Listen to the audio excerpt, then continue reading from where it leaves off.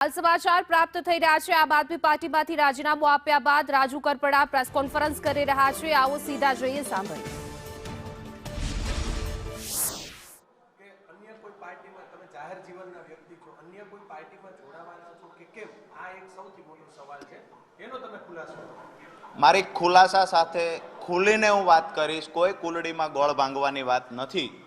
આવનાર સમયમાં અત્યારે તો અમે નક્કી કર્યું છે કે બિન રાજકીય રીતે ખેડૂતો માટે લડશું, પણ એક વાત ચોક્કસથી કહું છું કે ખેડૂતોના સારા કામ થશે। ખેડૂતો માટે મેં સપના જોયા છે, એ જો સત્તા પક્ષ પૂરા કરવા માટે તૈયાર હશે ને તો ડંકાની ચોટ પર સત્તા પક્ષની સાથે જોડાશે।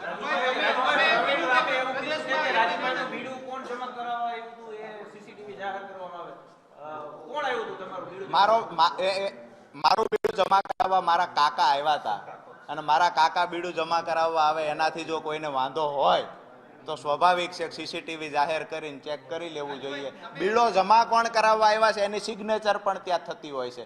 મારો બીડો જમા કરાવવા રામકુભાઈ કાથડભાઈ કરપડા આવ્યા હતા, જે મારા કાકા છે।